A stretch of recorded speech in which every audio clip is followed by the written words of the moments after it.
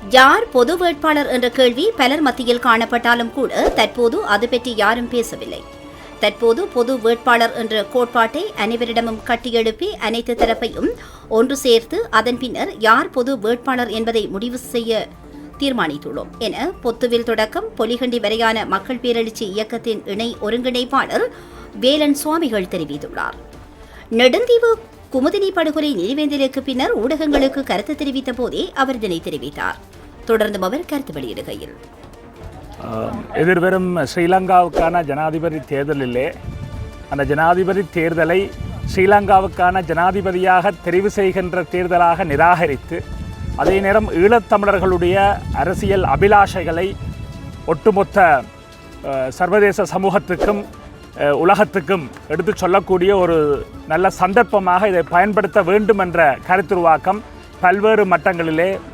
கடந்த காலங்களிலே உருவாக்கப்பட்டு இம்முறை அது ஒரு முக்கியமான கட்டத்துக்கு வந்திருக்கிறது. அந்த அடிப்படையில் தென்னிலங்கையில் இருக்கக்கூடிய எந்த கட்சியைச் சேர்ந்த எந்த வேட்பாளர்கள் ஜனாதிபதியாக வந்தாலும் தமிழர்களுக்கான உரிமையை ஒருபோதும் தரப்போவது இல்லை என்பதுதான் கடந்த கால வரலாறாக இருக்கிறது. மகாவம்ச அடிப்படையிலே சிங்கள பௌத்த பேரினவாதம் மேலோங்கி இருக்கும் பொழுது அது எந்த கட்சியைச் சேர்ந்தவர்கள் ஜனாதிபதியாக வந்தால் என்ன, எந்த கூட்டணியை அமைத்து ஜனாதிபதியாக வந்தால் என்ன, அவர்கள் எங்களுக்கான தீர்வு எதையுமே தரப்போவது இல்லை என்ற அடிப்படையிலே ஒட்டுமொத்த தென்னிலங்கை வேட்பாளர்களை நிராகரித்து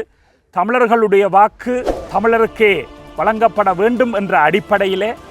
ஒட்டுமொத்த தமிழ் சமுதாயமும் ஒன்றிணையக்கூடிய ஒரு சந்தர்ப்பமாக இது இருக்கிறது. ஒரு தேசமாக ஒன்று திரண்டு அனைத்து பேதங்களையும் கடந்து தமிழ் தேசியமாக எங்களுடைய அடிப்படை அபிலாஷைகளை எடுத்துச் சொல்லுகின்ற ஒரு களமாக இந்த களத்தை பயன்படுத்த வேண்டும் என்ற அடிப்படையிலே பல்வேறு தரப்பினர்கள் பல்வேறு முயற்சிகளை, அதாவது மக்கள் அமைப்புகளாக இருக்கட்டும், பொது அமைப்புகளாக இருக்கட்டும், அரசியல் பிரதிநிதிகளாக இருக்கட்டும், பல்வேறுபட்ட முயற்சிகளை மேற்கொண்டாலும் கடந்த 30ஆம் தேதி வவுனியாவிலே வடக்கு கிழக்கைச் சேர்ந்த மதத் தலைவர்கள், சிவில் அமைப்புகள், பாதிக்கப்பட்ட தரப்பினர், பல்கலைக்கழக மாணவர்கள் என்று அனைவரும் ஒன்று சேர்ந்து ஒரு கூட்டு தீர்மானத்தை நாங்கள் எடுத்திருக்கிறோம்.